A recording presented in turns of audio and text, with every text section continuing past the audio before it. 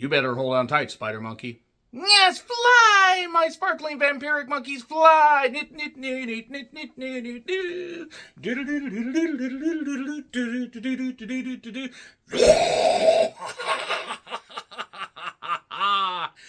Fucking goddamn cinema. Every goddamn frame, every scene, every little bit, every good point, every bad point, all of it.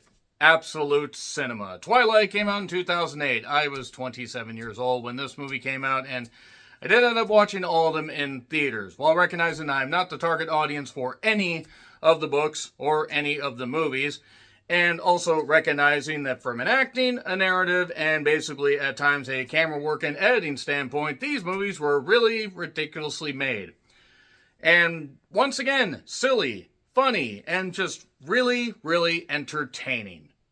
Are they good? No, they're not good, but I'm also not somebody that would be the target audience for this. But I like these movies. They're all on Peacock. I got multiple requests to retro view these, so to speak, and I decided, why not? No time like the present. Even though I'd been getting requests for the last few years, and I finally got around to it. So, these were... Well, this one was directed by Catherine Hardwicke, who did 13, the 2011 Red Riding Hood. Amanda Seyfried, however the fuck you say that, really has not made very good decisions with some of the movies she's been in. Miss Bala and Mafia Mama, which I liked. I thought that was entertaining. One, I like Toni Collette. Two, Monica Bellucci has my heart, can have my soul. She can have every, she could consume me like a succubus, and I would thank her for it. Nevertheless, Monica Bellucci is not in this, but this was written by Melissa Rosenberg, who's done television, did the other Twilight adaptations, and yes, these are adapted from the Stephenie Meyer, mega popular, almost monolithically popular, just overshadowing so many other teen romances. It's insane how popular these books were. Or are you Team Bella, Team Jacob, Team Edward? Let me know in the comments. I mean, I didn't really give a shit, but I remember the discourse. It was absolutely nuts. I don't know why they necessarily need to make it about teens. And Kristen Stewart got way too much fucking hate for being picked as Bella Swan. Look, I'm not saying that her acting was good in this. I'm not saying anyone's acting was good in this or any of the others. And when I get to the point where Renesmee is introduced, oh boy, that's CGI. Oh boy, dear God. But just for pure entertainment purposes, I just love rewatching these. I actually haven't watched any of these in a while, and I had a teetotal blast. Again, not perfect. I put a review on Letterboxd if you want to check it out, and I have many reviews of many films on Letterboxd. But yes, Kristen Stewart, Robert Pattinson, Billy Burke. Reminded me of a line from MST3K. You know which one I'm talking about. Sarah Clark, who... played the mother. Let me tell you right now, Sarah Clark, yeah, still. Matthew Bushel, Taylor Lautner, with Abduction, that was not a very good... The movie, by the way, I'm not saying that he was abducted. It seemed like his momentum was abducted by that movie. He seems like a really nice guy, and I just wish that he had more success, because that shouldn't have been the movie that killed his career, because plenty of other people in this, in this particular production, through up and down the cast, in this and others, made some bad decisions. That being said, Gil Birmingham, he is in this as Billy Black, and also you have, yes, Jacob Black, and you have the Cullens, the Blacks, and the Blacks hate the Cullens, like Hatfields and McCoys for teenage girls, I guess. You have Gregory Tyree Bryce, you have Anna Kendrick, who doesn't look any different now, and yes, I know it's only been 17 years, but seriously, she's youthful, exuberant, and absolutely fucking gorgeous. Ashley Greene still looks great, even now. Christian Serratos, that is, and you have Nikki Reed, you have Kellen Lutz, you have Cam Giganet, who for some reason keeps playing really, really bad guys. He did in Pandorum. Ayanna Berkshire plays the diner hostess owner thing. By the way, the Carver Cafe. This is supposed to be taking place in Forks, Washington. I'm a Washingtonian, so I can tell you that the Carver Cafe in Forks, Washington is fictional. It's actually in Damascus, Oregon, which, for those of you that are not geography majors, is nowhere near Forks, Washington. Forks is 4 hours from me, maybe 5, depending on what route on the peninsula you take. I'm 75 miles from the Canadian border. You basically have to go around to, like, Tacoma, then you have to go to Olympia. And then you take that highway, and then you have options about where you can take it from there. Olympia is the capital, by the way, of Washington, which is about 100 so miles from me. But, yeah, the cafe, nowhere near that. There are other parts that are nowhere near Forks, Washington. But, yeah, some of it was filmed in Forks. Forks is a very, very small town. They got a lot of tourism business, and that's fine. That's good because everybody in Forks needs all the fucking help they can get. It's like 3,000 something people, maybe 6,000 by now. It's not very big, and I mean there's a bunch on the goddamn coastline. Ocean Shores is for like resort or retirement people. It's nice resort hotels, but being on the ocean in Washington State, with how some of the winds can get out there and how some of the ocean can get, it's better if you have a house a few miles back from the goddamn shore. So nevertheless, let's talk about some facts and figures for this. Yes, it was the start of all the debates of the teams and stuff like that, but this cost $37 million, and in today's dollars, that would be $54.5 million. So modest considering the popularity of the book, but that doesn't mean it was a slam dunk. It made almost twice its budget, $69.6 million, which would be $102.6 million in today's money. $194 million U.S. Canada gross, that's domestic gross. $286.2 million in today's money, and $408.5 million worldwide, which would be just over $600 million in today's dollars. So, yeah, I'd say it was a success. Other adaptations were more successful. Yeah, good old peninsula action there where nothing really goes on except endless driving. They refer to Port Angeles, which is like where ferries go in and out. That sounded a lot less dirty in my head. I mean, the boats. Nothing wrong with that, but I'm just saying with the boats, by the way. Ferries can go in and out wherever the hell they want. I can say that because I got a few friends that laugh at that. I hope you do too. Nevertheless, yeah, a lot of geography, a lot of funny things for Washingtonians here. Kind of reminds me of watching The Ring again and be like, I remember those locations, and, well, that's nowhere near that shot. So, I never got into the books. Why the fuck would I? But it opens up with, I never given much thought to how I would die. And, yeah, but then she just wanted to be in the arms of someone that she loved. I mean, Kristen Stewart, this was pretty much her launching point. I mean, I know she was in Catch That Kid. Dear God, that movie's even older than this. This was right around the point where, like, Kristen Stewart started getting more roles. I mean, she would be in Snow White and Mike Huntsman. I'm sorry, I have to say that. But you know how this story goes. Edward and Bella do eventually end up together. Jacob's introduced slowly, and then gets more prominent in the remaining features. Basically, Bella ends up leaving Phoenix because her mother goes with her new husband, Phil, the minor league baseball player, despite the fact that he seems to be approaching at least 35 based on that. And I'm like, okay, there's nothing wrong with achieving your dream, but if you are still in the minor leagues at 35, probably not going to work out. So anyway, they decide they're going to go traveling. She goes up to see her dad, played by Billy Burke. Mustache Dad, yes, in reference to MST3K. You like purple, right? Purple's cool. Again, the line reading in this is just fucking incredibly god-awful. Charlie tries to be a good dad, and actually, in fairness, Billy Burke does a good job here as Mustache Dad Sheriff. And I'm really more of the suffer in silence type. Me too, Bella, me too. I would say hashtag relatable, but I am 44, and that sounds ridiculous. Anna, my God, still, just still. Clearly, Edward is instantly attracted to her because of her scent and her blood, and that's a real man. Loves his ladies every day of the month. You are welcome for that image. So, I don't know why this movie makes me laugh so much. By the way, the vampiric attacks with the weird cuts and the camera being thrown around like that doesn't make your action scenes better. It just means you're trying to avoid the R rating. So he finally introduces himself after being gone for a bit, apologizes for not being part of, or being there for class for a little bit, even though she's instantly attracted to him. You can tell from the weird breathing and the pauses, and that's just for most of the characters. The social awkwardness. They're talking pro-phase, anal phase. I know that's not what it is. Work with me here. And metaphase.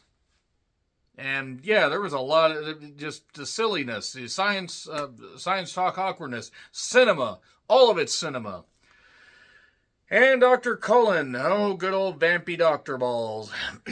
And yeah, then there's one point where Edward is watching her sleeping. Did I see it's okay when everybody else does it, but okay if I want to film somebody while they sleep. And moving on, let's just move on from that. I may be in trouble if I say more.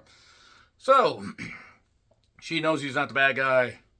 I did laugh when they were in the greenhouse, and you what's in Jacksonville, because she had said earlier about going to Jacksonville instead of going to the prom because there was a guy named Mike who did not have the last name Hunt, unfortunately. He was going to ask Bella to prom, but she's like, oh, you should go with, I forget what Anna Kendrick's name is, but you should go with her. I'm going to turn down Anna Kendrick at that point.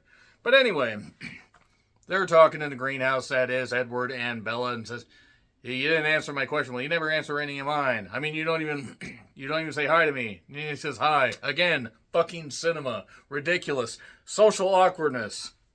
My word, these movies. So silly, but so fun. I'm not saying every single one is as fun as this. There are times where they get a little too serious and a little too whatever, but they're still so funny. And boy, when I get to that last one, am I going to have some thoughts? But so the Cullens and the Blacks don't get along very well, but she knows he's not the bad guy. And then she goes with Anna Kendrick and I think Christian Serratos' character, where they go dress shopping in Port Angeles. I mean, look, I know Forks doesn't have much, but Jesus fucking Christ, you're going to drive a goddamn hour to Port fucking Angeles?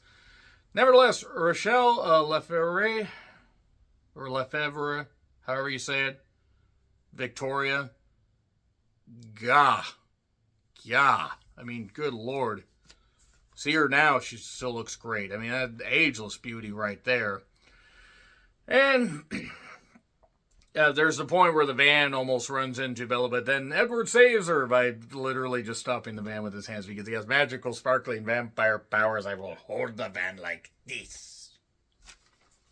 I don't know why it's so funny to me. And then she does research and figures out, oh man, well, I could... The stopping with the van was funny, actually. The funniest part is when Bella goes out dress shopping and then decides to go somewhere else, and then these guys try to abscond her and, do bad stuff. And Edward saves her with quick edited driving. It's amazing. And then he takes her to get something to eat. And that waitress, who is that waitress? Good Lord. Who is that waitress? The dark-haired one with the tattoo in a certain place. I'm just saying that there are some beautiful women in this movie.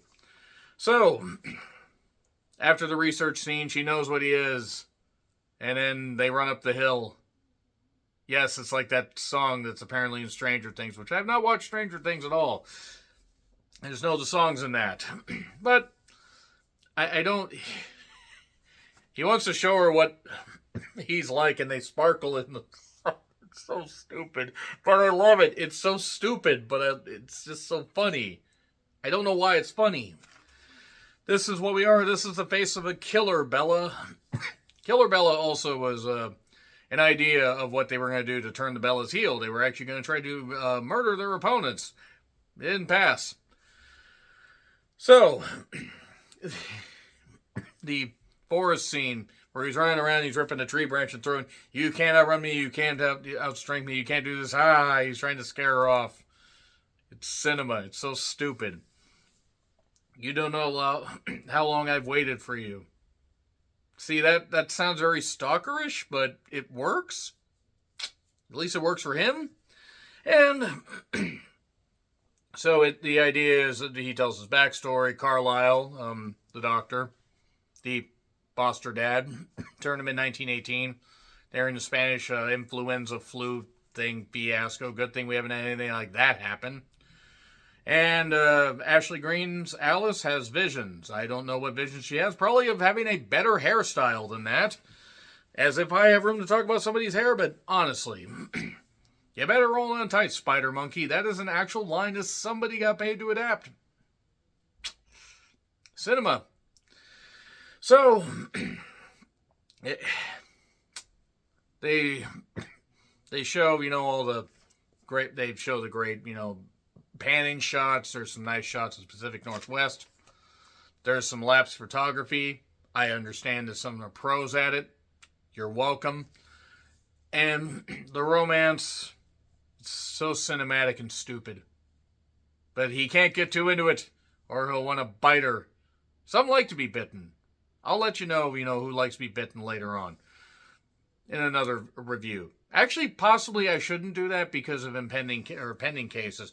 The black hole baseball scene, ridiculous. So ridiculous. Victoria leads Cam Giganet and another guy, I think the character's name is Leonard. And they do the silly stuff where they're going to play baseball. But oh no, Bella's a human. And now Cam Giganet is locked onto him or her. Too many, whatever. It's fine.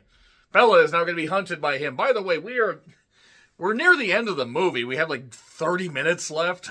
And yeah, James wants to hunt Bella. That's Cam's character. We'll get a ferry to Vancouver. It took me a second to remember that they were going to go to Vancouver, BC, because you try to take a ferry to Vancouver, Washington, not exactly going to work. Look at the geography of that. But she has to tell her dad off to save him. Like, I don't want to end up like Mom. Ouch. Doesn't last very long. They really rush a lot of this. Then again, I think the book's a lot bigger, so they had to condense some shit. And yeah, they're going to do some stuff where she's going to go down to Phoenix. She's going to do this and get away, but then everybody else is hunting. And man, they move this very fucking quickly. Everybody on the Cullen side and in the environs is wanting to help because Edward likes her.